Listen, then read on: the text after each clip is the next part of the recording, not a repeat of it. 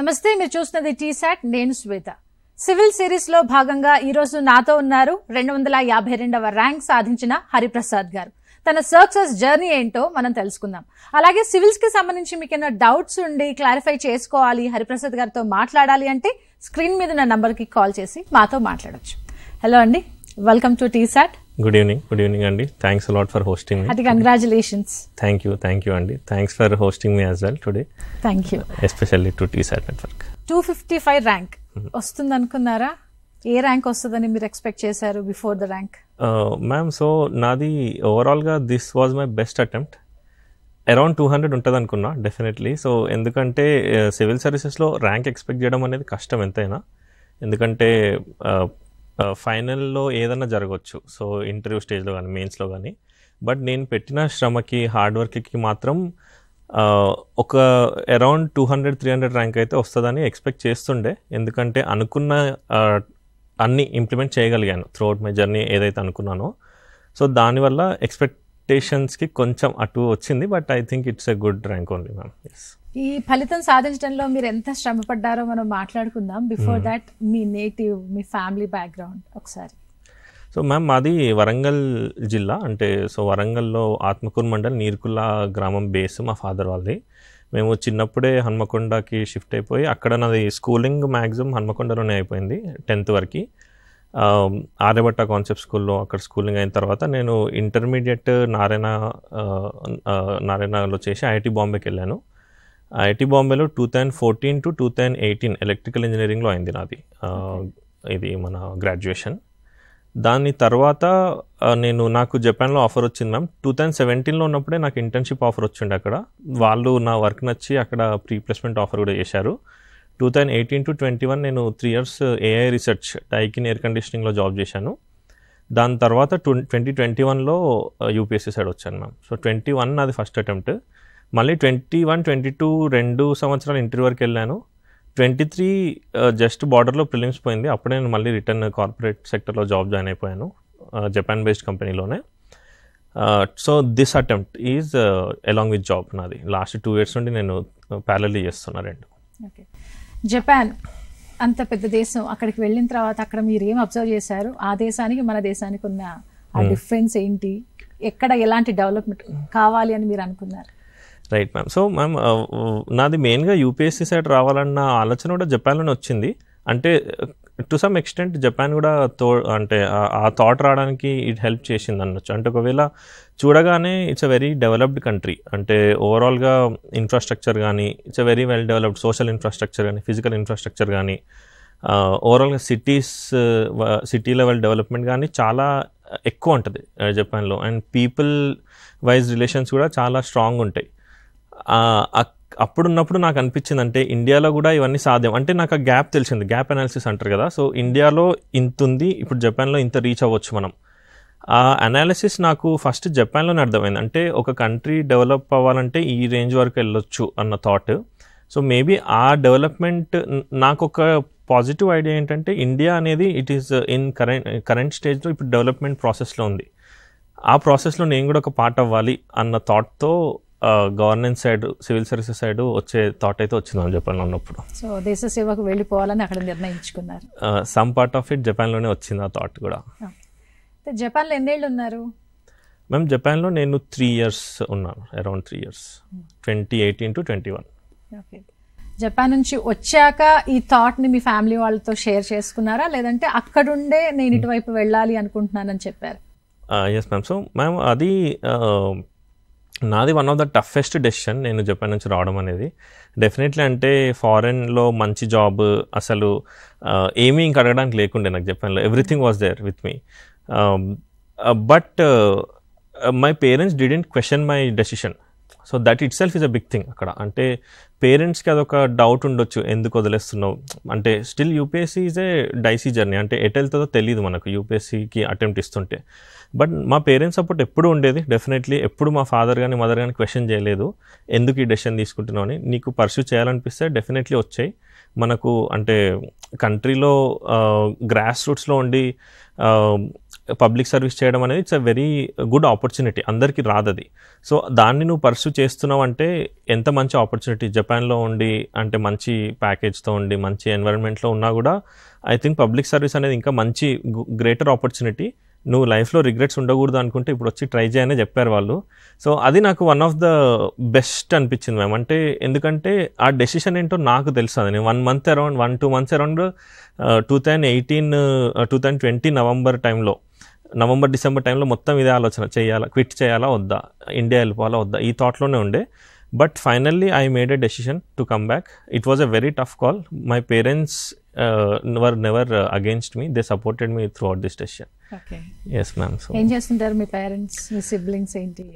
Ma'am మా father government teacher, ఇప్పుడు తెలుగు టీచర్లా చేస్తున్నారు. మదర్ హౌస్ వైఫే.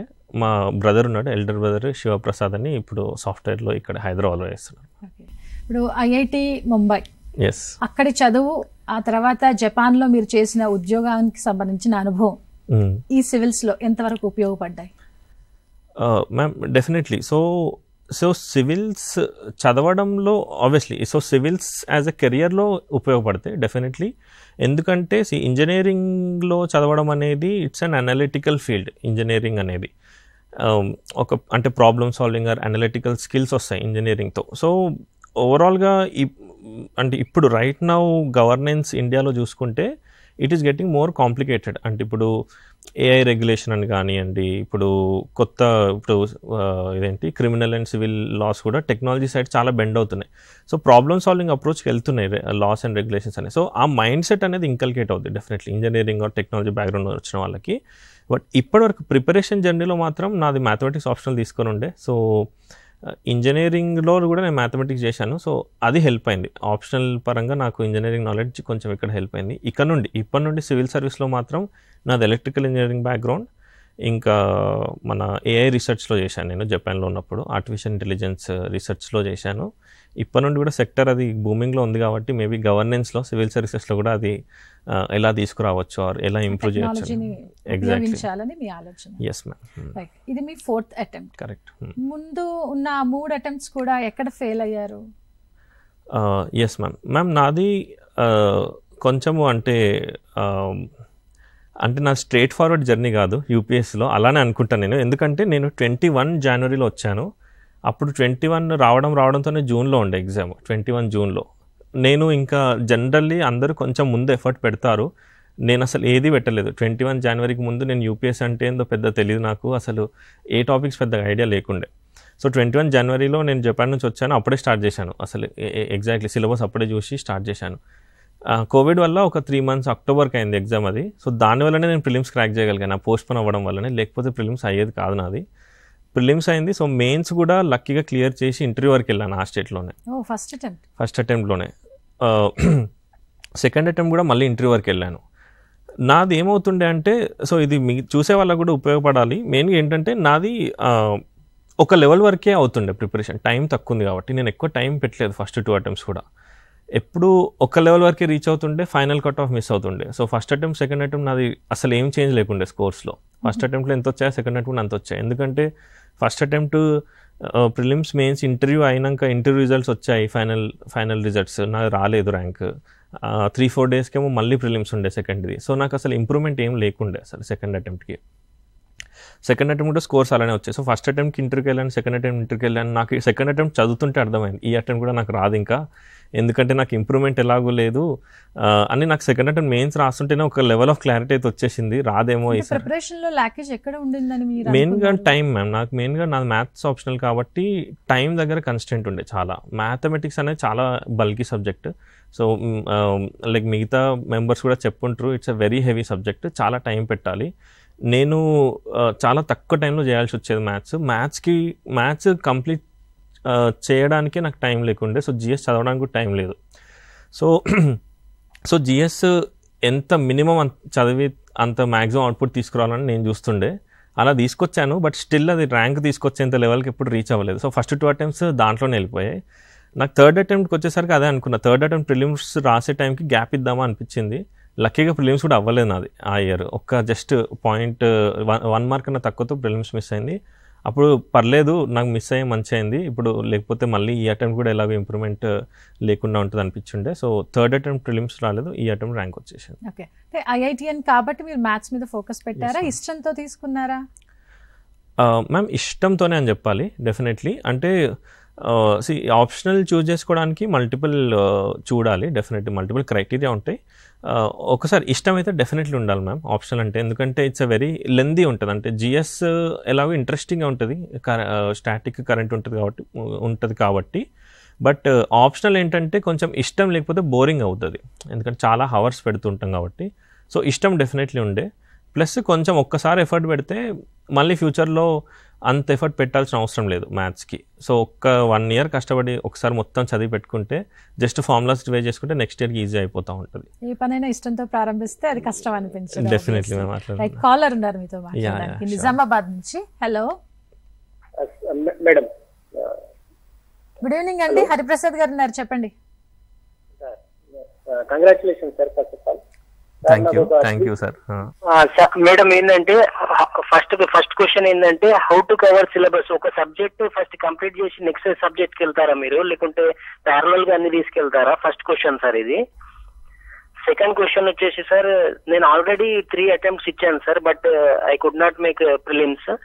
సో ప్రిలిమ్స్ కి ఎట్లా అంటే ఎడ్యుకేటెడ్ అంటే నాది నెగిటివ్ పోతున్నాయి సార్, 53 అరౌండ్ రైట్ అవుతున్నాయి, మిగతా అన్ని అవి నెగిటివ్ మార్కింగ్ నన్ను కట్ చేస్తుంది సార్, ఎలిమినేట్ చేస్తుంది. అదొకటి. CSAT లో ఎన్ని క్వశ్చన్స్ మీరు అటెంప్ట్ చేసేవాళ్ళు sir?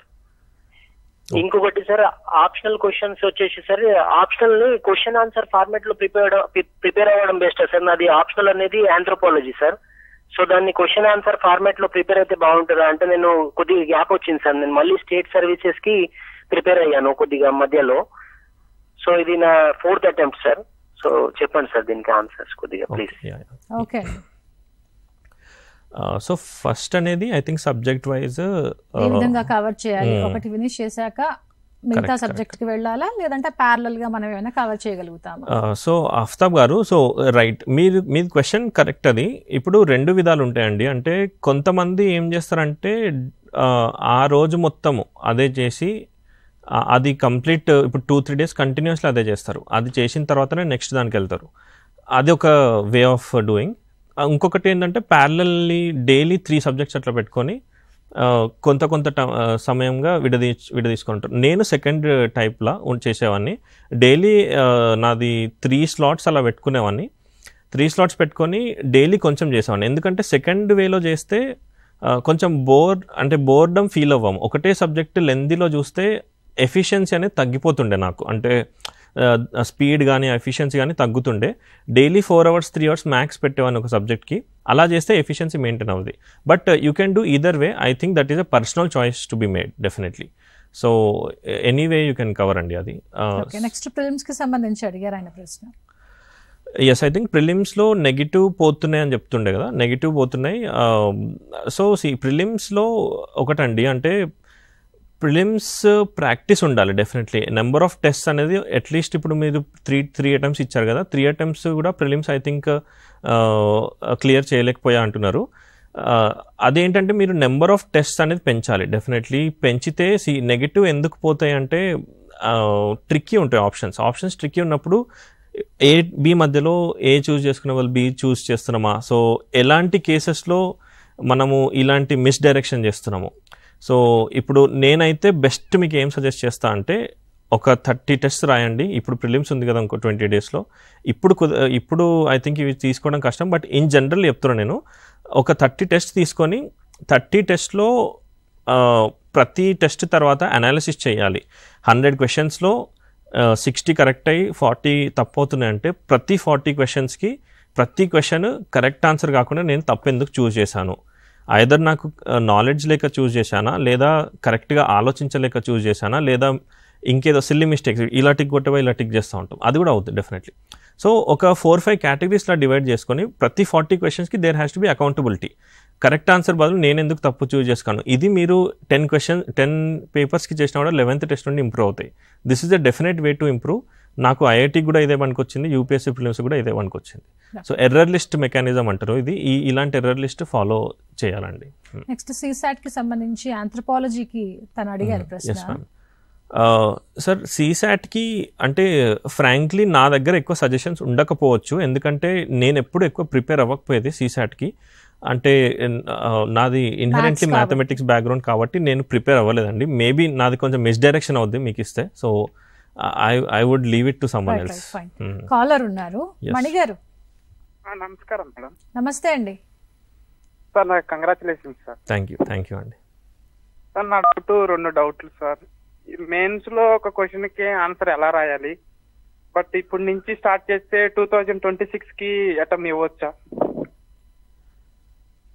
See, first I'll address your second question. Definitely, CSC 26, ఇప్పుడు this is 25 కదా, so 1 year is more than enough. మెయిన్గా ఫస్ట్ అంటే జనరల్లీ CSC 26 మైండ్లో పెట్టుకుంటే, మీరు ఇప్పుడు స్టార్ట్ చేస్తున్నారు అనుకుంటే నవంబర్ డిసెంబర్ వరకు అట్లీస్ట్ మెయిన్స్ ఓరియంటేషన్లోనే ప్రిపరేషన్ ఉండాలి డెఫినెట్లీ. దాని తర్వాత కొంచెం స్లోగా you should pivot towards prelims preparation. So mains అనేది ఫోకస్ చేయండి ఫస్ట్, ఆ డైరెక్షన్లో వెళ్తే బెటర్ అండి. ఇప్పుడు addressing your first question, main answer writing అనేది కొంచెము అంటే ఇనిషియల్లీ అది బ్యాక్గ్రౌండ్ బట్టి మారుతుంటుందండి, ఎవరికి ఎంత ఆన్సర్ రైటింగ్ వస్తుంది. సో ఫస్ట్ బేసిక్ థింగ్ నేను సజెస్ట్ చేసేది ఏంటంటే టాపర్ కాపీస్ ఉంటాయి, అంటే ప్రతి ఇన్స్టిట్యూషన్స్ వెబ్సైట్స్లో అంటే ఆ ఇన్స్టిట్యూషన్లో రాసిన టాపర్ కాపీస్ ఉంటాయి, అవి తీసుకొని చదువుతూ ఉండండి. జస్ట్ వాటి ఒక 1 వీక్ కంటిన్యూస్లీ మీరు ఆ టాపర్ కాపీస్ చూసి GS 1, 2, 3, 4కి చూసినా కూడా మీకు రఫ్గా ఐడియా వచ్చేస్తుంది ఏ విధంగా రాస్తున్నారు, ఇంట్రడక్షన్ ఎన్ని లైన్స్ రాస్తున్నారు, బాడీలో ఐదర్ ఇప్పుడు ఎన్ని పాయింట్స్ రాస్తున్నారా, 4 పాయింట్స్ పెట్టి డయాగ్రామ్ గీస్తున్నారా, 5 పాయింట్స్ 6 పాయింట్స్ పెట్టి ఏం డయాగ్రామ్ గీయట్లేదా, లేదా ఫ్లో చార్ట్ గీస్తున్నారా, కన్క్లూజన్లో ఏదన్నా మంచిగా సౌండింగ్ ఫ్రేజ్ వాడుతున్నారా. సో ఇలాంటి observations you have to do from the topper copies which are available in the free మార్కెట్లోనే అవైలబుల్ ఉంటాయి ప్రతి ఇన్స్టిట్యూషన్ వెబ్సైట్స్లో. That is the best starting point అండి. నేను కూడా 2021లో స్టార్ట్ చేసినప్పుడు వెరీ క్లూలెస్ ఉండే, నాకు అసలు ఆన్సర్ ఎలా రాయాలో ఐడియా లేకుండే అసలు. ఇది ప్రిలిమ్స్ తర్వాత ఇంకా నాది ప్రిలిమ్స్ క్వాలిఫై అయ్యాను, స్టిల్ నాకు మెయిన్స్ ఆన్సర్ రాయడం రాదప్పటికి. అప్పుడు నేను జస్ట్ నాకు గుర్తుంది, so that it will help listeners also, నేను ఒక 1 వీక్ నాకు ఏం చేయాలో తెలియకపోతే ప్రిలిమ్స్ అయిన 1 వీక్ కంప్లీట్ వెబ్సైట్స్ ఓపెన్ చేసి, విజన్ కానీ ఫోరం కానీ వెబ్సైట్స్ ఓపెన్ చేసి వాళ్ళ ఇన్స్టిట్యూషన్లో ఉన్న టాపర్ కాపీస్ అన్నీ చూస్తుండే. అట్లీస్ట్ 100-200 టాపర్ కాపీస్ చదివాను, రఫ్గా ఐడియా వచ్చేస్తుంది ఎలా రాస్తున్నారు అని చెప్పేసి. అది చాలా హెల్ప్ అయింది నాకు ఇన్ఫ్యాక్ట్ ఇంటర్వ్యూ వరకు వెళ్ళడానికి కూడా. ఈ పాత్రలో నడిపించిన వాళ్ళు ఎవరైనా ఉన్నారా అంటే ఏం చెప్తారు? అంటే ఆన్సర్ రైటింగ్ లో కూడా ఎలాంటి అవగాహన లేకుండా మీరు స్టార్ట్ చేసేసారు, ప్రిలిమ్స్ క్రాక్ చేశారు ఫస్ట్ అటెంప్ట్ లోనే. అవును. ఈ సందర్భంగా ఎవరికైనా థ్యాంక్స్ చెప్పాలి? Yes ma'am, definitely ma'am. Parents అయితే రోల్ ఇమ్మెజరబుల్ ఉంటుంది, సో వాళ్ళని ఎంత థ్యాంక్స్ చేసినా it is less only. Definitely parents కానీ సిబ్లింగ్స్ కానీ అంటే so that is immeasurable. Apart from parents and siblings, friends అండి. సో ఫ్రెండ్ సర్కిల్ అనేది since we're in long journeys, friend circle అనేది చాలా మ్యాటర్ అవుద్ది యూపీఎస్సీలో. మా ఫ్రెండ్స్ చాలా క్లోజ్ ఫ్రెండ్స్ ఉన్నారు. ఇప్పుడు హేమంత్ అని IPS, he is in IPS Andhra cadre. So Hemanth నేను 21లో we use to toil a lot, అంటే ప్రతిరోజు మధ్యరాత్రి 3-4 వరకు ఆన్సర్స్ ఎలా రాయాలి, ఇలా రాయాలి, అలా రాయాలని చెప్పి కాల్స్లో మాట్లాడుతుండే. సో అది చాలా హెల్ప్ అయింది. దెన్ ఇప్పుడు Jayasimha Reddy who got 46 rank and Surya Teja who got 799 this time. So మేమందరము చాలా స్ట్రాటజీస్ డిస్కస్ చేస్తుండే, ఇలా చేయాలా అలా చేయాలని. వీళ్ళ రోల్ ఇమ్మెజరబుల్ ఉంటుంది మ్యామ్. అంటే ఇప్పుడు సంకేత్ అన్న అని హీఈస్ ఇన్ IAS 22లో 35 ర్యాంక్ వచ్చింది, అతను కూడా చాలా హెల్ప్ చేస్తుండే. సో మేము ఎప్పుడు చాలా టచ్లో ఉంటుండే అండ్ ఒకరినొకరం చాలా హెల్ప్ చేసుకుంటుండే, గైడ్ చేసుకుంటుండే. అండ్ ఒకరి తప్పులు ఇంకొకరు పాయింట్ చేసి ఇలా కాదు అలా అని చెప్తూ చాలా ప్రోత్సాహంగా ఉంటుంది మ్యామ్. సో ఫ్రెండ్ సర్కిల్ కూడా ఇమ్మెజరబుల్ ఉంటుంది వాల్యూ అనేది. ఎందుకంటే మెయిన్ థింగ్ ఏంటంటే యూపీఎస్సీలో ఆ ఇష్యూస్ అనేది సమ్ టైమ్స్ ఫ్యామిలీ కూడా అర్థం కావు, అంటే వాట్ వీఆర్ ఫైటింగ్ విత్ అని. అసలే మీరు జపాన్ నుంచి అంత మంచి ఫ్యూచర్ ని పక్కన పెట్టి మరీ వచ్చారు అని అంటే వాళ్లకు కొంచెం ఒక డౌట్ ఎక్కడో చోట తడుతూ ఉంటది. వాళ్ళకి తట్టకపోయినా మనకున్న సరౌండింగ్స్ లో వాళ్ళు అంటూ ఉంటారు, ఎందుకు అంత మంచి ఫ్యూచర్ ని వదిలిపెట్టుకొని ఇక్కడికి వచ్చి ఇక్కడ ఏదో సర్వీస్ లో ఉండాలి చెయ్యాలన్న ఆలోచనలో ఎందుకు మీ వాడు ఉన్నాడని చెప్పేసి వాళ్ళు అడిగే క్వశ్చన్స్ తో వీళ్ళకు రేజ్ అవుతూ ఉంటాయి. సో అట్లాంటి సందర్భం కూడా వస్తూ ఉంటాయి డెఫినెట్లీ ఉంటాయి మ్యామ్. మా పేరెంట్స్ దగ్గర ఉండే కానీ బట్ ఎప్పుడు నా దగ్గర తీసుకొచ్చే వాళ్ళు కాదు, ఎందుకంటే వాళ్ళకి నా మీద ఒక కాన్ఫిడెన్స్ అంటూ ఉండేది. అండ్ అది కూడా చాలా ఇంపార్టెంట్, కాన్ఫిడెన్స్ ఉంచాలి పిల్లల మీద, పేరెంట్స్ కూడా. అంటే సో దట్ ఎందుకంటే జస్ట్ ఆ కాన్ఫిడెన్స్ ఉంచడం itself is a big thing for aspirants. Sometimes వాళ్ళ స్ట్రగుల్స్ మనకు అర్థం కావు.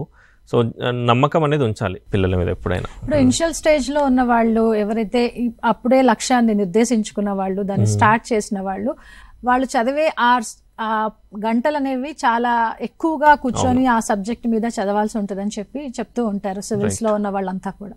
మరి మీరు ఎన్ని గంటలు ఇవి చదవడానికి మీ ఇనిషియల్ స్టేజ్ లో పెట్టుకున్నారు? ఎస్ మ్యామ్ అంటే ఏమీ వర్క్ ఆర్ ప్యారలీ వర్క్ ఏం లేని రోజులలో నేను 21-22 టైంలో ఒక 12 to 13 hours పెట్టేవాడిని మ్యామ్. అంటే 21 అటెంప్ట్ నాది చాలా తక్కువ టైంలో చేశా కాబట్టి నేను చాలా లెందీ అవర్స్ పెట్టేది స్టార్టింగ్లో. ఎందుకంటే నేను ఆల్రెడీ లాగింగ్లో ఉండే, అందరూ జూన్లో స్టార్ట్ చేస్తే నేను జనవరి ఫిబ్రవరిలో స్టార్ట్ చేశాను ఆ ఇయర్ 21కి. సో ఇనీషియల్ 21-22కి అరౌండ్ 10 to 12 hours పెట్టేవాడిని డెఫినెట్లీ. బట్ ఈ అటెంప్ట్ 24 మాత్రం చాలా రిలాక్స్డ్ ఇచ్చాను, 8 hours పెట్టాను అంతే. చాలా అంటే మిగతా స్పోర్ట్స్ అలాంటి యాక్టివిటీస్ కూడా పెట్టుకునేవాడిని సో దట్ మైండ్ రిలాక్స్ అవుద్దని చెప్పి. సో ఓవరాల్గా ఆ బ్యాలెన్స్ అనేది తీసుకురావాలి ప్రిపరేషన్లో. బట్ వెరీ స్టార్టింగ్లో ఫ్యూ అవర్స్ పెట్టాలి డెఫినెట్లీ. అలా పెట్టి ఆ కాన్ఫిడెన్స్ వచ్చాకనే we have to move towards this side. నాదైతే అంతే ఉండండి. 21-22 చాలా రిగరస్ చేశాను, అరౌండ్ 10 to 12 hours ఉండే. 23-24 మాత్రం రిలాక్స్డ్ ఉండే, 8 to 10 hours ఎప్పుడు దాటలేదు నాది. మీ హాబీస్ని ఏమైనా సాక్రిఫైస్ చేశారా లేదంటే కంటిన్యూ చేశారా ఈ ప్రిపరేషన్లో? మ్యామ్ 21-22లో సాక్రిఫైస్ చేశాను బాగా. అప్పుడు జనరలీ నాకు హైకింగ్ అంటే చాలా ఇష్టము. అంటే మౌంటైన్స్ క్లైమ్ చేయడం జపాన్లో ఉన్నప్పుడు ట్రెక్కింగ్ హైకింగ్ చేస్తుండే బాగా. ఇన్ఫ్యాక్ట్ నా ఇంటర్వ్యూలో కూడా చాలా వరకు డిస్కషన్ దాని గురించి వచ్చింది ఈసారి. సో 21-22లో సాక్రిఫైస్ చేయాల్సి వచ్చింది definitely. Few sacrifices are needed ma'am definitely. But యూపీఎస్సీలో ఆ సిలబస్ చేస్తున్నప్పుడు ఏంటంటే మనకు ఆ సాక్రిఫైజెస్ తెలీదు సాక్రిఫైస్ చేస్తున్నామని. We'll get absorbed into the syllabus. But ఒక పాయింట్ లాంగ్ అంటే 3 years 4 years దాటుతుందంటే I would suggest people to pursue hobbies also, so that ఒక టైప్ ఆఫ్ బ్యాలెన్స్ వస్తుంది ప్రిపరేషన్లో. అండ్ ఇంటర్వ్యూ స్టేజ్లో ఏంటంటే ఆ బ్యాలెన్స్ అనేది చాలా హెల్ప్ఫుల్. మనము ఓన్లీ 24 hours బుక్స్ మీదే ఉంటే ఇంటర్వ్యూ స్టేజ్లో వీ మైట్ ఫంబుల్ కొంచెం, ఎందుకంటే వాళ్ళు they also don't need people who are continuously sitting in the room. నాకు ఆ నాలెడ్జ్ తర్వాత వచ్చింది. సో 23-24 అటెంప్ట్స్కి మాత్రం I was more relaxed and going outside, అంటే ఫ్రెండ్స్తో బయటికి వెళ్ళడం కానీ అలా, లేదా స్పోర్ట్స్ ఆడడం కానీ. And but focus has to be there definitely, ఎందుకంటే డైవర్షన్స్ ఎక్కువ ఉంటాయి. సో అలా బ్యాలెన్స్ చేసుకుంటూ ఉండాలి. సోషల్ గ్యాదరింగ్కి కూడా వెళ్ళేవాళ్ళ? మ్యామ్ నేను లాస్ట్ 2 attempts వర్క్తో చేస్తున్నా కాబట్టి ఎక్కువ టైం ఉండేది కాదు. వర్క్ రిలేటెడ్ గ్యాదరింగ్స్ ఉండేవి అంతే. ఫ్రెండ్స్తోని తిరగడానికి ఎక్కువ టైం ఉండేది కాదు మ్యామ్ అంతా. వర్క్ రిలేటెడ్ గ్యాదరింగ్స్ అయితే కొంచెం ట్రావెలింగ్ చేస్తుండే నేను. ఇండియాలో ఢిల్లీకి వెళ్తుండే, కొన్నిసార్లు బయటికి కూడా వెళ్ళొచ్చాను జపాన్కి అలా మధ్యలో. అలాంటి అది రిలాక్స్ లా కూడా ఉండే నాకు లాస్ట్ 2 attemptsలో కొంచెం. అంటే ఇప్పుడు ఈ మెయిన్ గా ఫోకస్ చేసి చదివినా కూడా మాకు ర్యాంక్స్ రావట్లేదు, మీరు వర్క్ చేస్తూ మళ్ళీ దీన్ని క్రాక్ చేశారు, ఏ విధంగా చేశారు అని అడిగే వాళ్ళకు మీరు ఏం చెప్తారు? ఏ విధంగా రెండింటిని మేనేజ్ చేశారు? అటు ఫ్రెండ్స్ తో దాన్ని వదులుకోలేదు, మీ హాబీస్ ని కంటిన్యూ చేశారు, క్వాలిటీ టైం తీసుకున్నారు, ఇవన్నీ హౌ ఇట్స్ పాసిబుల్? అంటే మ్యామ్ నాది ఆల్రెడీ 2 attempts నేను రిగరస్గా ఇచ్చాను కాబట్టి ఆ కంఫర్టబుల్ స్టేజ్లో ఉండే. I would not suggest people to do this from day 1 itself definitely. So నాకంటూ ఒక లెవెల్ ఆఫ్ ప్రిపరేషన్ ఉంది 22 తర్వాత. సో కొత్తగా చదవడానికి ఏం లేకుండే నాకు ఇన్ఫ్యాక్ట్. సో అలా బ్యాలెన్స్ చేసుకుంటుండే, ఎందుకంటే ఒక పాయింట్ తర్వాత చాలా లాంగ్ అవర్స్ పెట్టినా కూడా యూటిలిటీ ఉండదు ప్రిపరేషన్లో. సో ఆ విధంగా అంటే ఆ విధంగా టైం దొరికేది ఇలా ఫ్రెండ్స్తో బయటికి వెళ్ళడం, ఇదేంటి గేమ్స్ ఆడడానికి కూడా, స్పోర్ట్స్ ఆడడం అలాంటివి. బట్ ఓవరాల్గా అంటే ma'am it's a personal journey end of the day. అంటే వాట్ ఈజ్ గివింగ్ అంటే end of the day it has to be what is enhancing our preparation. నాకు 22 ఫెయిల్యూర్ తర్వాత ఏమర్థమైందంటే కొంచెం అంటే బ్యాలెన్స్డ్గా చేస్తేనే నాకు ర్యాంక్ వస్తుంది అన్న నాలెడ్జ్ నాకు వచ్చేసింది అప్పటికి. నేను ఓన్లీ యూపీఎస్సీ మీద పెడితే కొంచెం అప్పుడప్పుడు డెఫినెట్లీ ప్లాన్ బి ఉండకపోతే భయం వేస్తుంటుంది డెఫినెట్లీ. సో నేను literally I was focusing on plan B అప్పుడు 23లో. సో ప్లాన్ బి ఉంటే I felt more comfortable. More కంఫర్ట్లో ఇంకా బెటర్ ఎఫర్ట్ పెడతాం మనం. అదైతే డెఫినెట్లీ రిఫ్లెక్ట్ అయింది నా ప్రిపరేషన్లో. ఫర్ ఎగ్జాంపుల్ 21-22 చదువుతున్నప్పుడు ఏమవుద్దో, ఇది అవ్వకపోతే ఏంటి అన్న థాట్స్ వచ్చేవి. 23-24లో మోర్ రిలాక్స్డ్ ఉండే నేను, అవుతే అవుద్ది but let us put the best effort here అన్నట్టు. So this was my mind set ma'am. అయితే కొంతమంది ఏమనుకుంటారంటే వీళ్ళు చిన్నప్పటి నుంచే చదువులో జమ్మేమో అందుకోసం అని అంత ఎక్కువ టైము పెట్టలేదు, వర్క్ అండ్ స్టడీస్ రెండు మేనేజ్ చేశారని అనుకుంటూ ఉంటారు. మరి మీరు చిన్నప్పటి నుంచి స్టడీలో స్టూడియోస్ గా ఉండేవాళ్ళ, అల్లరి చేస్తూ చదువుకున్నారా, ఫెయిల్యూర్స్ ఏమైనా ఎదుర్కొన్నారా ఏంటి? మ్యామ్ నేను చిన్నప్పటి నుండి కొంచెం అంటే ఫోకస్డ్ స్టూడెంటే, బట్ డెఫినెట్లీ నేను బ్యాలెన్స్డ్ ఫోకస్డ్. ఎప్పుడు గేమ్స్ స్పోర్ట్స్ ప్రతిదీ ఆడతాను నేను. మళ్ళీ ప్రతి యాక్టివిటీలో పార్టిసిపేట్ చేస్తుండే. అంటే క్లాస్లో కూడా ఎప్పుడు టాప్లోనే ఉంటుండే. సో అదే అంటే నేను 23 తర్వాత రియలైజ్ అయింది కూడా అదే, నా ఒరిజినాలిటీ అది. నేను అన్నీ బ్యాలెన్స్ చేస్తూ చదివితేనే నాకు చిన్నప్పటి నుండి సక్సెస్ వచ్చాయి. ఐఐటి కానీ, తర్వాత జపాన్లో సక్సెస్ కానీ. So in fact UPSC was my first failure is what I felt. యూపీఎస్సీలో ఫెయిల్ అయ్యేంత వరకు కొంచెం అంటే డెఫినెట్లీ అంటే పేరెంట్స్ సహకారంతో కానీ, నా సొంత హార్డ్ వర్క్తో కానీ ఎప్పుడు అంత ఇష్యూస్ రాలేదు. అప్పుడే నేను క్వశ్చన్ చేసుకుంటుండే, కొంచెం బ్యాలెన్స్డ్గా చేస్తే మేబీ యూపీఎస్సీతో పాటు ప్లాన్ బి పెట్టుకొని మేబీ అంటే బ్యాలెన్స్ లైఫ్ స్టైల్ పెట్టుకుంటే అంటే ఇంకా అంటే బెటర్ రిజల్ట్స్ వస్తాయేమో నా మైండ్ సెట్కి అన్నట్టు పెట్టుకున్నాను. ఓకే, ఫస్ట్ అటెంప్ట్లోనే ఫిల్మ్స్ దాకా వెళ్ళిపోయారు. మెయిన్స్ చాలా తక్కువ పర్సెంట్లో పోయింది. అప్పుడు మీరు మీ ఆలోచన ఏంటి? డౌన్ ఏమన్నా అయ్యారా? లేదు ఖచ్చితంగా నేను మళ్ళీ నెక్స్ట్ టైం క్రాక్ చేస్తాను అనుకున్నారా? మీ ఫ్యామిలీ సపోర్ట్ ఏ విధంగా ఉండింది అప్పుడు? ఎస్ మ్యామ్ ఫస్ట్ అటెంప్ట్లో నాది ఐ థింక్ అరౌండ్ 18 మార్క్స్తోనేమో మిస్ అయింది ఫైనల్ లిస్ట్. బట్ ఫస్ట్ అటెంప్ట్లో ఎక్కువ డౌన్ అవ్వలేదు, ఎందుకంటే ఫస్ట్ అటెంప్ట్లోనే ఇంటర్వ్యూ వరకు వెళ్ళి ఫైనల్ లిస్ట్ కూడా కొంచెంలోనే మిస్ అయింది కాబట్టి పెద్దగా ఇష్యూ ఏం అవ్వలేదు. బట్ సెకండ్ అటెంప్ట్ కూడా అంతే మిస్ అయింది, మళ్ళీ అంతతోనే మిస్ అయింది మోస్ట్లీ. సో 15 మార్క్స్తోనేమో మిస్ అయింది సెకండ్ అటెంప్ట్లో కూడా. అప్పుడు చాలా డౌన్లో ఉండే మేము, అంటే that was one of my most అంటే వెరీ డౌన్ డేస్. బట్ సరే రిజల్ట్ పోయిన జస్ట్ 4 డేస్కేమో మళ్ళీ ప్రిలిమ్స్ ఉండే. సో ఆ ఎఫెక్ట్ ప్రిలిమ్స్ మీద పడింది, ప్రిలిమ్స్ కూడా అవ్వలేదు. సో ఆ phase it was very bad, frankly it was very bad. But obviously so parents support, friends support, already సర్వీస్లో ఉన్న ఫ్రెండ్స్ ఉండే, పేరెంట్స్ సపోర్ట్ ఉండే, ఏం కాదు వస్తుంది, నమ్మకం ఉంచాలి అన్న ధైర్యం ఎప్పుడు ఉండేది పేరెంట్స్ ద్వారా. సో అది చాలా హెల్ప్ చేసింది మేము. అప్పుడే అనుకున్నా ఏం కాదు, ఈ అటెంప్ట్ పోతే పోయింది, నెక్స్ట్ అటెంప్ట్ మీద ఫోకస్ చేద్దాము అది అనేది. సో డౌన్ డేస్ డెఫినెట్లీ ఉంటాయి యూపీఎస్సీలో. Most of the days will be down days only in fact యూపీఎస్సీలో. బట్ వాటిని స్లోగా వీ హ్యావ్ టు ఫేస్ అంతే. బట్ ద రిజల్ట్ వచ్చాక ఇట్ ఈస్ ఆల్వేస్ గుడ్, అంటే వర్త్ ఇట్ అనిపిస్తుంది ఆ డౌన్ డేస్ కూడా. So parents support, family support definitely తీసుకోవాలి, ఫ్రెండ్స్ సపోర్ట్ కూడా తీసుకుంటూ ఉండాలి. అలాంటి డౌన్ అయిన సిచ్యువేషన్లో ఏమైనా ఇన్స్పిరేషనల్ కోట్స్ చదవాలా, ఇన్స్పైరింగ్ బుక్స్ చదవాలా, ఎవరైనా చూసి మనం ఇన్స్పైర్ అవ్వాలా? ఏం చేస్తే మనం అలాంటి ఫేజ్ నుంచి బయటపడతాం? Correct ma'am. సో మ్యామ్ అది different type of coping mechanisms ఉంటాయి. నేను బుక్స్ స్టార్ట్ చేశాను. ఏ షార్ట్ ఎట్ హిస్టరీ అని అభినవ్ బింద్రా గారిది ఒక బుక్ ఉంటుంది. అది కూడా అంటే సేమ్ ఒలింపిక్స్ కూడా వెరీ టఫ్ కాంపిటీషన్ యూపీఎస్సీలానే. సో సేమ్ ఇలాంటి సిచ్యువేషన్ కాబట్టి ఆ బుక్ స్టార్ట్ చేశాను. అందులో కూడా how he faced failures, competition ఎలా తట్టుకుంటుండే, అతను కూడా నిద్ర పట్టకపోయేదని చెప్తుండే, అంటే జస్ట్ ఎగ్జామ్ ముందు రోజు. So these are common issues in UPSC. So అలాంటి బుక్స్ పికప్ చేసుకునేవాడిని. A shot at history by Abhinav Bindra ఒకటి, ఇంకా అదే difficulty of being good by Gurcharan Das అని ఇంకొకటి ఉంటుంది, మహాభారత రిలేటెడ్, అది కూడా పికప్ చేసేవాడిని. సో బుక్స్ అనేవి చదువుతుండే మేము, డెఫినెట్లీ బుక్స్ చదువుతుండే. ఇంకా ఇన్స్పైరింగ్ ఆఫీసర్స్ వర్క్ కొంచెం ఫాలో అప్ అవుతుండే. సో అలా మోటివేషన్ అనేది ఇంటాక్ట్ ఉంచుకోవాలి డెఫినెట్లీ. అలా ఉంచుకుంటేనే throughout this journey we can go through. Okay, caller ఉన్నారు. Yes ma'am. నారాయణ గారు, నేను శ్రీకాకుళం నుంచి మాట్లాడుతున్నాను. నేను 2 years నుండి ప్రిపేర్ అవుతున్నాను యూపీఎస్సీకి. Okay okay. అయితే నాకు కొంచెం గుర్తుపెట్టుకోవడం కష్టంగా ఉంది. అంటే మా ఫ్రెండ్ ఒక అబ్బాయి చెప్పాడు, ఒక రోజుకి 100 పేర్లు గుర్తుపెట్టుకుంటే సరిపోద్దురా, నువ్వు ఒక నెలలోనా లేకపోతే 2 నెలల్లోనో జాగ్రఫీ గట్ట కంప్లీట్ చేయొచ్చు అని చెప్పారు సార్. మీరు దానికి ఏదైనా సజెషన్స్ ఇవ్వగలరా? గుర్తుపెట్టుకోవడం ఎలా? ఓకే. సో అవునండి. సో యూపీఎస్సీలో గుర్తుపెట్టుకునేవి చాలా ఉంటాయి. ఫర్ ఎగ్జాంపుల్ హిస్టరీలో పేర్లు కానీ, ఏ సంవత్సరంలో ఏ యుద్ధం అయింది, అలాంటివి చాలా గుర్తుపెట్టుకోవాలి.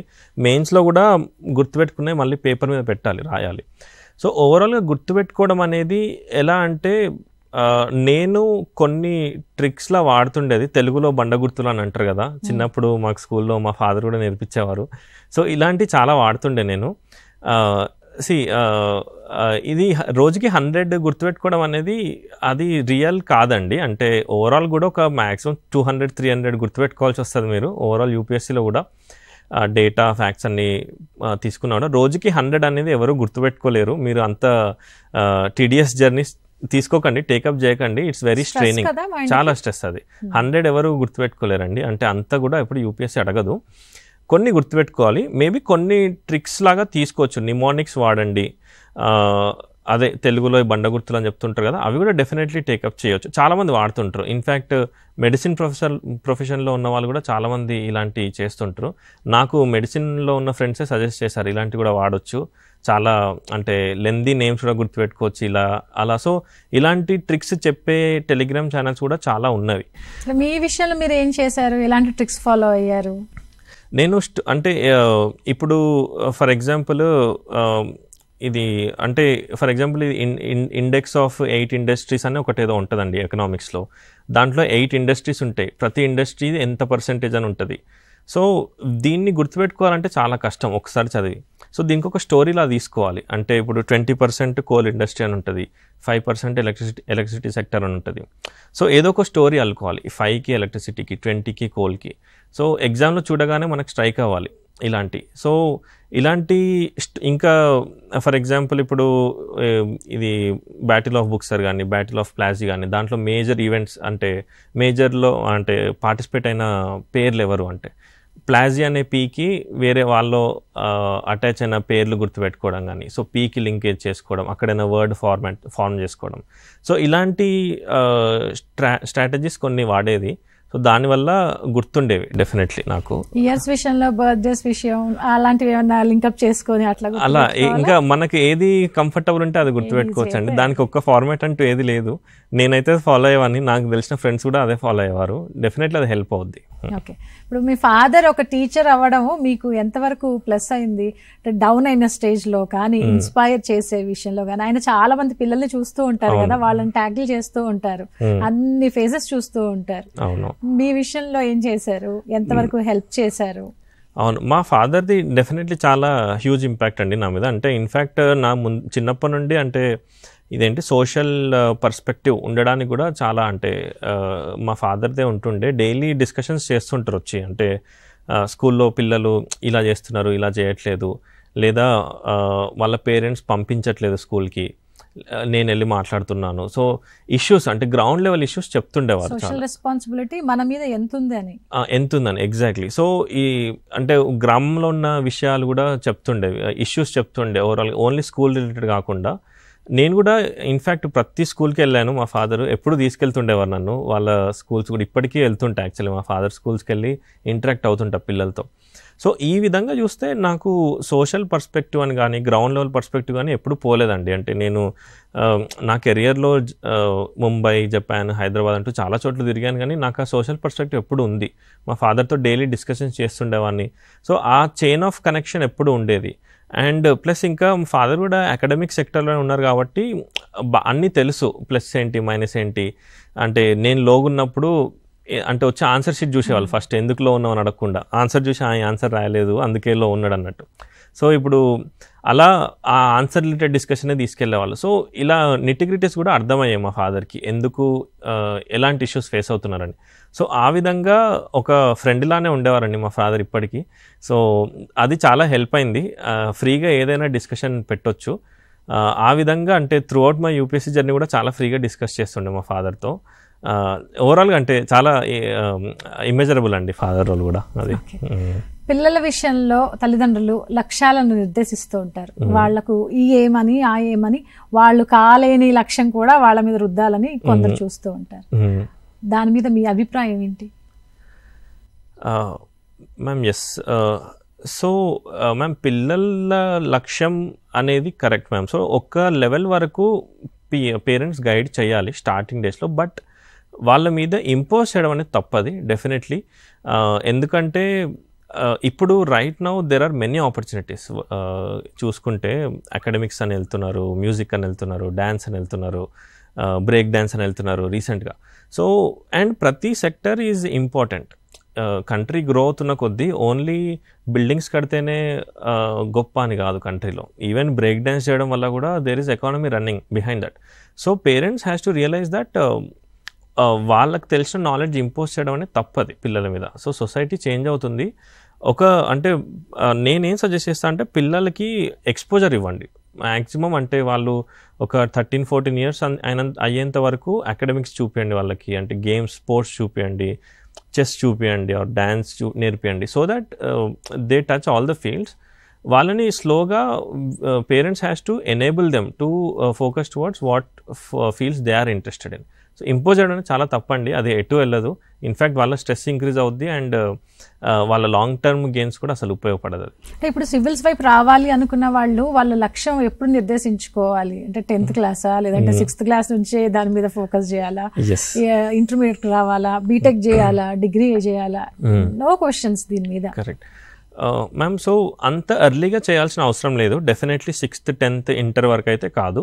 మేబీ ఇంటర్ తర్వాత కొంత పర్స్పెక్టివ్ వస్తుంది కాబట్టి, అంటే సోషల్ పర్స్పెక్టివ్ వచ్చి గ్రౌండ్ లెవెల్లో నాకు సర్వీస్ చేయాలని ఉంది అన్న నాలెడ్జ్ ఉంటే అప్పటి నుండి డెసిషన్ తీసుకోవచ్చు డెఫినెట్లీ.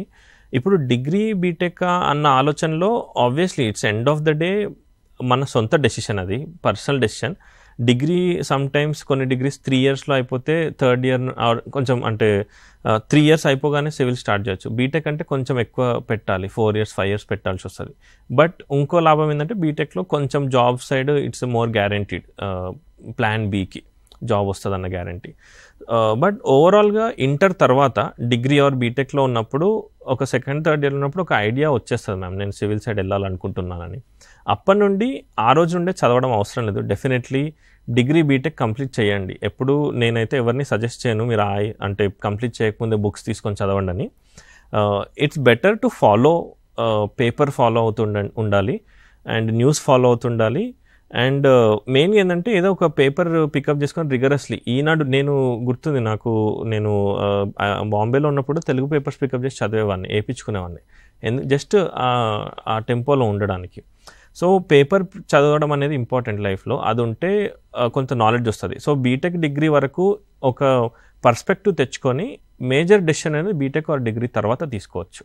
ఓకే, ఇంకా సివిల్స్లోకి వస్తే మనం కోచింగ్ సెంటర్స్కి సంబంధించి మీకున్న అభిప్రాయం ఏంటి? ఇప్పుడు చాలా మంది ఫినాన్షియల్గా వీక్ ఉన్న వాళ్ళు ఇంట్లో ఉండి సీనియర్స్ చెప్తున్న వాటిని ఫాలో అయ్యి ఆ పుస్తకాలు తెచ్చుకొని చదువుకోవడానికి ట్రై చేయడం, ఆ నోట్స్ ప్రిపేర్ అవంతా కూడా చేస్తుంటారు. ఫినాన్షియల్గా అఫోర్డ్ చేసే వాళ్ళు కోచింగ్ సెంటర్స్కి వెళ్ళి చదువుకుంటున్నారు. మీ విషయంలో ఏం జరిగింది? మీరు 2021లో వచ్చారు జపాన్ నుంచి, దాని మీద ఫోకస్ చేశారు, విపరీతమైన ఫోకస్, మళ్ళీ మామూలు విషయం కూడా కాదు, ప్రిలిమ్స్ క్రాక్ చేసేలాగా మీరు ఫోకస్ చేసి చదవడం జరిగింది. కోచింగ్ సెంటర్స్ విషయంలో మీరు ఏమంటారు? మ్యామ్, కోచింగ్ సెంటర్స్ అనే కాదు, ఇన్ జనరల్ చెప్తున్నా, యూపీఎస్సీలో ఏంటంటే నాయిస్ ఎక్కువ ఉంటుంది మ్యామ్. సో అంటే మనం వినాలనుకున్నది ఆర్ మనం చేయాలనుకున్న దాని చుట్టుపక్కల అంటే అవసరం లేని చాలా ఎక్కువ ఉంటాయి.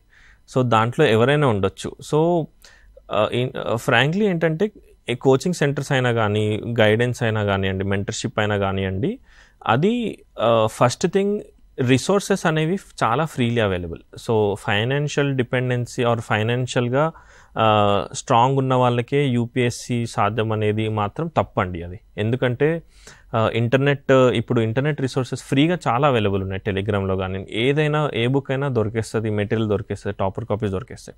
సో ఆ విధంగా చూసుకుంటే కోచింగ్ వెళ్తేనే ర్యాంక్ వస్తుంది అన్నది తప్పు. అది గైడెన్స్ తీసుకోవచ్చు ర్యాంక్ వచ్చిన వాళ్ళ దగ్గర మాత్రమే. ఎందుకంటే గైడెన్స్ కూడా మిస్గైడెన్సే అవుద్ది చాలాసార్లు. చాలామంది ఇస్తుంటే అది గైడెన్స్ అవ్వదు, మిస్గైడెన్సే అవుద్ది. సో ఓన్లీ నమ్మకం ఉన్న వాళ్ళ దగ్గరే గైడెన్స్ తీసుకోండి నేను సజెస్ట్ చేసేది. నాది కూడా through out my 4 years misguide అయ్యాను. చాలామంది దగ్గర అన్ని సజెషన్స్ తీసుకొని మిస్గైడ్ అవుతుండే. సో ఏంటంటే ఒక గుడ్ మెంటర్ ఆర్ మంచిగా మనకు తెలిసిన వాళ్ళు అంటే మనలాంటి పొజిషన్లో ఉన్న వాళ్ళ దగ్గర నుంచే గైడెన్స్ తీసుకోవాలి. ఇప్పుడు నేను బీటెక్ కాబట్టి ఆర్ట్స్ నుండి వచ్చిన వాళ్ళ దగ్గర నుండి గైడెన్స్ తీసుకోకూడదు, ఎందుకంటే వాళ్ళ మైండ్ సెట్ వేరే ఉంటుంది, నాది వేరే ఉంటుంది. సో మన లాంటి కండిషన్స్ ఉన్న దగ్గర నుండి మెంటర్షిప్ గైడెన్స్ తీసుకుంటే ఇంపార్టెంట్. ఐఐటి చదివిన వాళ్ళ ఆలోచన విధానం, ఆర్ట్స్ వైపు ఉన్న వాళ్ళ విధానం వేరుగా ఉంటుంది కదా. కొంచెం ఒక విధంగా గైడ్ చేస్తారు, అది ఏది కరెక్ట్ ఏది తప్పని కాదు, మనకి ఏ సూట్ అవుతుందని చూసుకోవాలి అంతే. Yes ma'am. సో ఓవరాల్గా కోచింగ్ తీసుకుంటేనే వస్తానని మాత్రం తప్పు మ్యామ్. అది అలా కోచింగ్ తీసుకుంటేనే వస్తుందంటే అందరికీ రావాలి ర్యాంక్స్. సో నా విషయంలో నేను 21లో రాగానే ఆన్లైన్ క్లాసెస్లో జాయిన్ అయ్యాను. నా ప్రిపరేషన్ మొత్తం వరంగల్ మా ఇంట్లో నుంచి అయింది, నేను ఎక్కడికి వెళ్ళలేదు. ఆన్లైన్ క్లాసెస్ జాయిన్ అయ్యా కానీ నాకు పెద్ద యూటిలిటీ ఏం అనిపించలేదు. నాది 99.99% ప్రిపరేషన్ మొత్తం నా సొంతగానే జరిగింది. ఆన్లైన్లో ఉన్న మెటీరియల్స్ ఆర్ వెబ్సైట్స్లోకి వెళ్ళి నేనే నోట్స్ రాసుకునేవాడిని, స్మార్ట్గా ఇంటర్నెట్ యూజ్ చేసుకునేవాడిని, ఫ్రెండ్స్తో డిస్కస్ చేసి నోట్స్ రాసుకునేవాడిని. సో నాది మాత్రం చాలా వరకు 99.99% సెల్ఫ్ మేడ్ నోట్సే మ్యామ్. ఇంటర్వ్యూ స్టేజ్లో మాత్రం మాక్ ఇంటర్వ్యూస్ కోసం కొన్ని ఇన్స్టిట్యూట్స్ దగ్గరికి వెళ్ళేవాడిని, సో దట్ వాళ్ళు అంటే రిటైర్డ్ ఆఫీసర్స్ ఉంటారు కాబట్టి గైడెన్స్ దొరుకుతుండే అక్కడ. ఇప్పుడు సోషల్ మీడియా ఏ విధంగా వ్యాప్తి చెందిందో మనం చూస్తూనే ఉన్నాం. సో అది మంచికి ఉంది, చెడుకి ఉంది. దాన్ని ఏ విధంగా ఉపయోగించుకోవాలనేది అది మన మీదే ఆధారపడి ఉంటుంది. ఇందాక మీరు కోట్ చేశారు, చాలా స్మార్ట్ గా నేను దాన్ని ఉపయోగించుకున్నాను. ఏ విధంగా ఉపయోగించుకోవాలని మీరు చూసే యూత్ కి చెప్తారు? Ma'am social media definitely so positive ఉంది, నెగిటివ్ ఇంపాక్ట్ ఉంది. నేను లాస్ట్ 4 yearsలో సోషల్ మీడియాకి చాలా దూరం ఉండే. ఇన్ఫ్యాక్ట్ ఇప్పటికీ కూడా యూట్యూబ్ నాది ఆఫ్లో ఉంటుంది, ఇన్స్టాగ్రామ్, ఫేస్బుక్ కూడా అన్నీ ఆఫ్లోనే ఉంటాయి. సో ఓవరాల్గా ప్రిపరేషన్ టైంలో మేజర్ సోషల్ మీడియా అనేది ఎక్కువ వాడలేదు మ్యామ్, ఎందుకంటే డెఫినెట్లీ పాజిటివ్ ఉంటుంది లేదని కాదు, బట్ అది డిస్ట్రాక్షన్సే చాలా ఎక్కువ అనిపించేది నాకు. బట్ కొన్నిసార్లు ట్విట్టర్లో కొన్ని కరెంట్ ఈవెంట్స్ కోసం ఫాలో అవుతుండే. సో ఆ విధంగా ట్విట్టర్లో కొన్ని మేజర్ ఈవెంట్స్ కోసం I use to use social media, but majority of my social media was inactive and నేను కూడా వెరీ డెసిసివ్లీ రెస్ట్రిక్ట్ చేస్తుండే. సో సోషల్ మీడియా అనేది ఎంతైనా ప్రిపరేషన్ టైంలో తగ్గిస్తే బెటర్ మ్యామ్, ఎందుకంటే కంపారిజన్స్ వస్తాయి. అంటే ఫ్రెండ్స్ అందరూ లేదా డిఫరెంట్ సెక్టర్స్లో ఉంటారు, we will be struggling in a room. So అలాంటి కండిషన్స్లో ఏదన్నా అవ్వచ్చు మనం చూసినప్పుడు. సో అంటే అవన్నీ కొంచెం డిస్ట్రాక్షన్స్కి దారి తీయొచ్చు, కొంచెం రెస్ట్రిక్షన్స్ మోడ్లో ఉంటే బెటర్. ఆర్ వీక్లీ వన్సే ఓపెన్ చేస్తా అన్న నాలెడ్జ్ పెట్టుకున్నా it's okay, shouldn't be effect. So seniors చేస్తున్న వ్లాగ్స్ కానీ వాళ్ళ ఎక్స్పీరియన్స్తో ఒక వీడియోస్ కానీ ఇప్పుడు ఎవరైతే ప్రిపేర్ అవుతున్నారో వాళ్ళకి హెల్ప్ అవుతాయా? ఎంతవరకు హెల్ప్ అవుతున్నాయి? వాటిని ఎంతవరకు వాళ్ళు పరిగణలోకి తీసుకోవాలి? మ్యామ్ సో కొన్నిసార్లు డెఫినెట్లీ అంటే డెఫినెట్లీ హెల్ప్ ఉంటుంది మ్యామ్. అంటే అది హెల్ప్ అయిన social media has both positive and negative. దాన్ని పాజిటివ్కి వాడాలి అని మనం రెస్ట్రిక్ట్ చేసుకొని పాజిటివ్ వాడితే ఇట్స్ ఓకే, బట్ నెగిటివ్ వేలో ఇన్స్పైర్ అవ్వకూడదు. అంటే కొన్ని రీల్స్ వస్తుంటాయి అంటే పవర్ చూపించడం కానీ ఇలాంటి. సో రియాలిటీ అలా ఉండదు డెఫినెట్లీ. మన motivation should also be right. అంటే మనం ఓన్లీ పవర్ కోసం వెళ్తున్నామా, అంటే దేనికోసం వెళ్తున్నా అనేది ఆ రీల్స్ ద్వారా ఇన్ఫ్లుయెన్స్ అవ్వకూడదు మనం. So end of the day social media has both positive and negatives. దాన్ని మనం ఎలా వాడుకుంటాం అనేది మన ఎండ్లోనే ఉంది. నేనైతే frankly I use to avoid it to the max extent. నేను ఎలాంటి రీల్స్ ఫాలో అయ్యేవాడిని కాదు. So that I use to focus more on books and better stories, అంటే ఆర్టికల్స్ చదువుతుండే. Anyway it can go anyways ma'am. So civils కి prepare అవుతున్న విద్యార్థులంతా కూడా ఎలా ఉంటారంటే ఒక రూమ్ కి పరిమితమై మీరు చెప్తున్నట్టుగా అందులో అవర్స్ టుగెదర్ కూర్చొని వాళ్ళు చదువుతూ ఉంటారు, బయట ప్రపంచంతో సంబంధం లేకుండా. వాళ్ళ పేరెంట్స్ వాళ్ళ ఫ్యామిలీస్ డిస్టర్బ్ కూడా చేయరు. ఇలాంటి సంతోషకరమైన వార్త అయినా విషాదకరమైన వార్త అయినా వాళ్ళతో కూడా పంచుకోరు. అలాంటి సంఘటనలు మనం చూస్తూ ఉంటాం.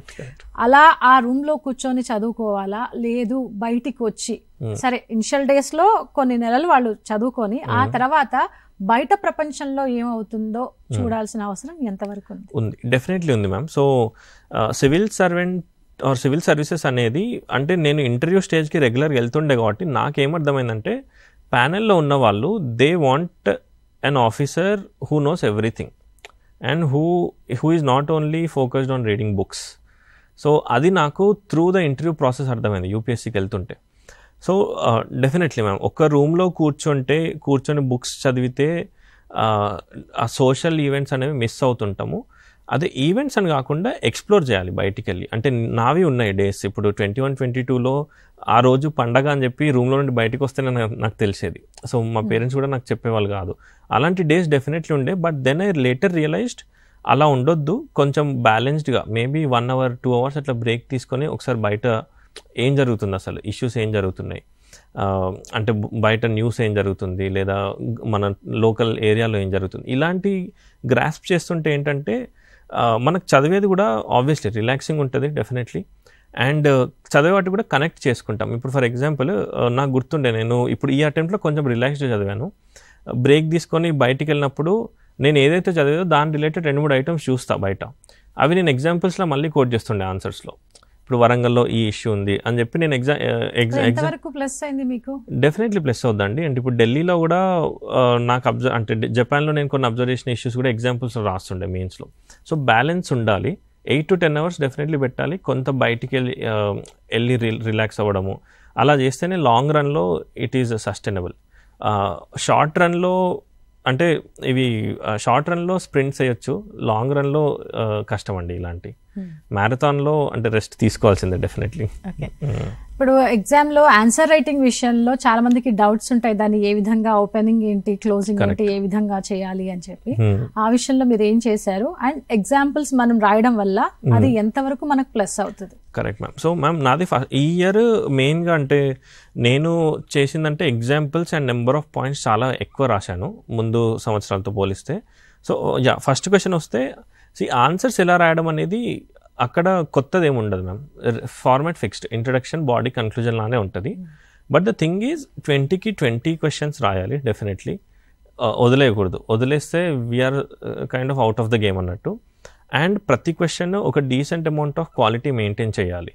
So quality important, quantity important రెండు. ఇప్పుడు క్వాలిటీ ఎలా తీసుకురావాలనేది మ్యాటర్. అందులో ఫ్లో చార్ట్స్ ఇంక్లూడ్ చేస్తున్నామా, డయాగ్రామ్స్ ఇంక్లూడ్ చేస్తున్నామా, లేదా ఇంకేమైనా కోడ్స్ పెడుతున్నామా, సో లేదా కీవర్డ్స్ వాడుతున్నామా, ఎగ్జాంపుల్స్ వాడుతున్నామా. సో ఇలాంటి వాల్యూ అడిషన్స్ చేస్తూ ఉండాలి. సో నాదైతే మెయిన్గా నెంబర్ ఆఫ్ పాయింట్స్ ఒకటి ఉండే వాల్యూ అడిషన్, ఎగ్జాంపుల్స్ ఉండే వాల్యూ అడిషన్, ఫ్లో చార్ట్స్ కూడా. సంకేత్ అన్న అని he's an IAS already, he suggested me a lot to use diagrams and flow charts this time. So అది చాలా హెల్ప్ అయింది అనుకుంటున్నా. ఈసారి స్కోర్స్ కూడా బాగానే వచ్చాయి మెయిన్స్లో. సో ఈ విధంగా వాల్యూ అడిషన్స్ చేస్తుండాలి ఆన్సర్స్లో, along with maintaining quality and quantity. అసలు ఈ సివిల్స్ సిలబస్కి సంబంధించి మీరు ఏమంటారు, ఏ విధంగా ఉంటుంది? మ్యామ్ సిలబస్ అనేది సో వెరీ బ్రాడ్గా ఉంటుంది డెఫినెట్లీ. అంటే ఆల్రెడీ తెలిసినట్టే అందరికీ, it's a very broad syllabus. Everything under the sun అని అంటూ ఉంటారు సిలబస్లో. So again GS1, GS2, GS3, GS4 it covers everything. Social sciences కానీ, టెక్నాలజీ కానీ అన్నీ కవర్ చేస్తుంటాయి.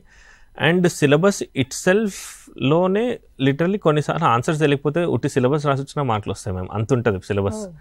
సో అదేంటంటే ఇలాంటి కొన్ని ట్రిక్ పాయింట్స్ పట్టుకోవాలి. So science and tech questions ఏదైనా వస్తే, ఆర్ ఎకనామీ రిలేటెడ్ క్వశ్చన్స్ వస్తే, ఆ GS3 రిలేటెడ్ సిలబస్ పాయింట్స్ రాసి వచ్చినా కూడా అట్లీస్ట్ 1 or 2 మార్క్స్ పడే రేంజ్లో ఉంటుంది. అంటే అంత బ్రాడ్గా ఇస్తారు syllabus.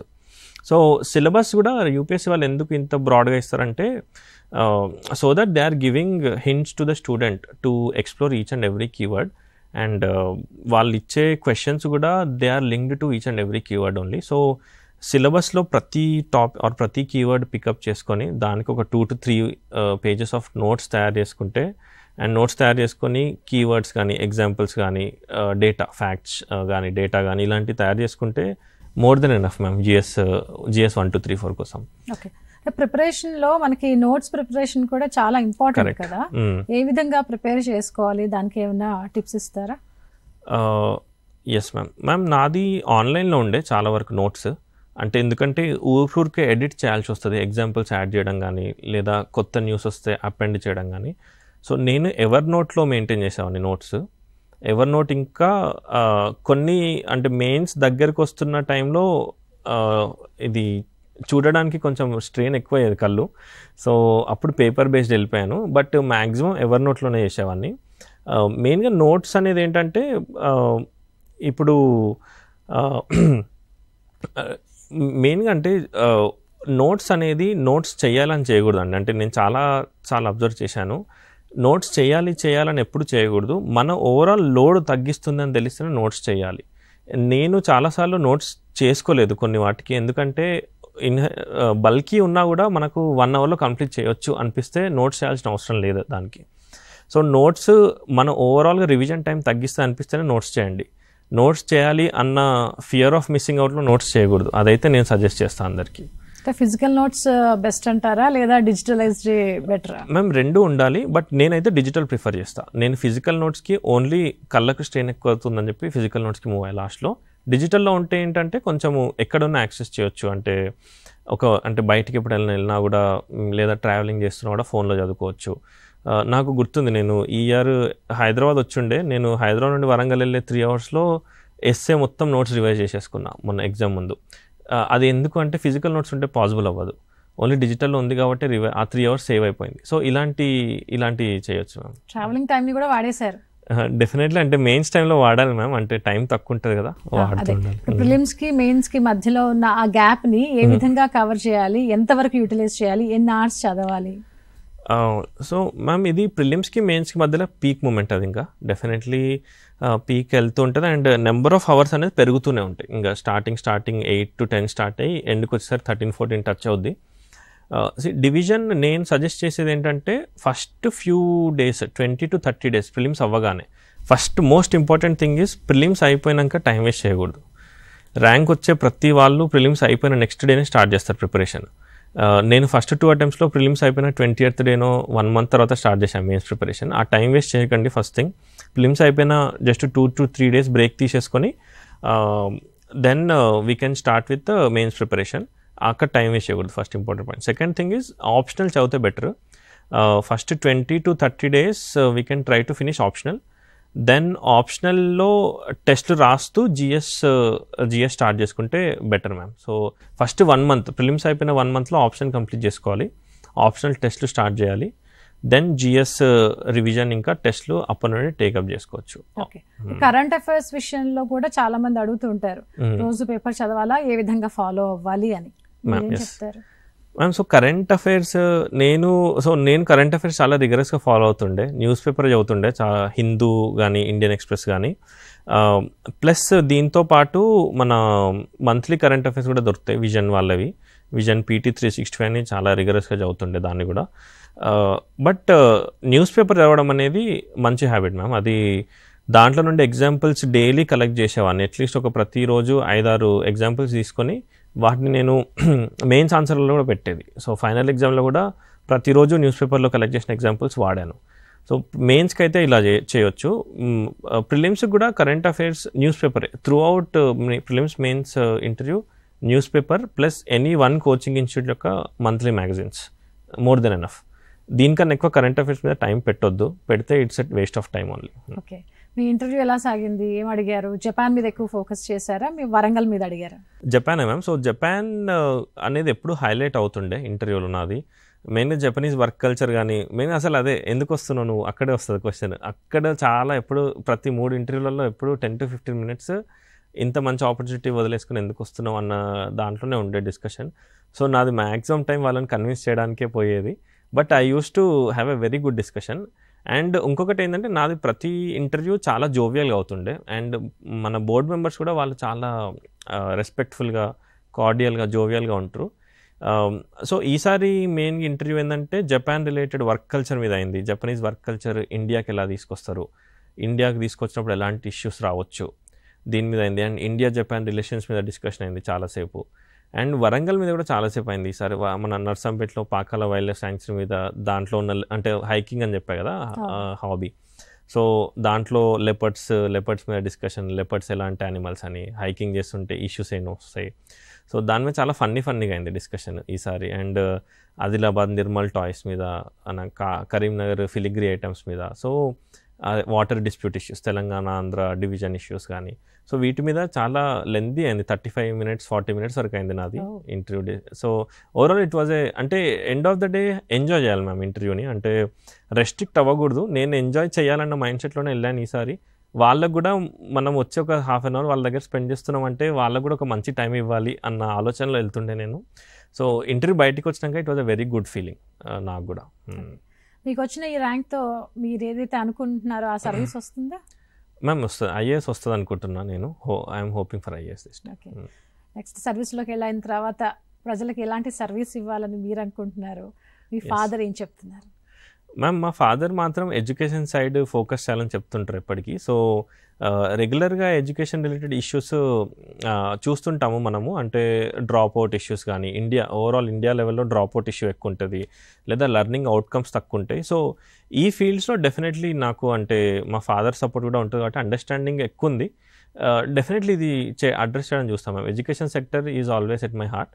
But apart from that నాది ఎలక్ట్రికల్ బ్యాక్గ్రౌండ్ కాబట్టి సోలార్ సైడ్ కానీ, సస్టైనబుల్ ఎనర్జీ సైడ్ కానివ్వండి, సో అటు సైడ్ చాలా ఇంట్రెస్ట్ ఉంది నాకు. నేను ఇప్పుడు చేస్తున్న జాబ్ కూడా sustainable or circular economy side, అంటే కార్బన్ క్రెడిట్ మెకానిజమ్స్ కానివ్వండి, లేదా ఓవరాల్గా అంటే క్లైమేట్ చేంజ్ని ఎలా తగ్గించవచ్చు, ఈ ప్రాజెక్ట్స్ మీద నేను త్రూ మై వర్క్ నేను యుఎన్ కాన్ఫరెన్సెస్కి వెళ్ళాను, వరల్డ్ బ్యాంక్ ఈవెంట్స్కి ఇన్వైట్స్ వస్తుండే మా కంపెనీ వాళ్ళకి. సో నేను కూడా పార్టిసిపేట్ చేశాను. సో ఆ ఎక్స్పీరియన్స్ కూడా గవర్నెన్స్ సైడ్ తీసుకొద్దామని చూస్తున్నా. సో ఎలక్ట్రిసిటీ సెక్టర్ కానివ్వండి, టెక్నాలజీ డెవలప్మెంట్ కానివ్వండి, ఏఐ సైడ్ నాకు ఆల్రెడీ కొంచెం ఎక్స్పీరియన్స్ ఉంది కాబట్టి నెక్స్ట్ ఏఐదే కదా, ఎస్ భూమ్ అట్టే ఉంది. So I'm hoping to work in that direction. Right, thanks for joining and all the very best. Yes thank you ma'am. Thank you. చూసారుగా, ఇది సివిల్స్లో 255వ ర్యాంక్ సాధించిన హరిప్రసాద్ సక్సెస్ జర్నీ. చూస్తూనే ఉండండి TSAT.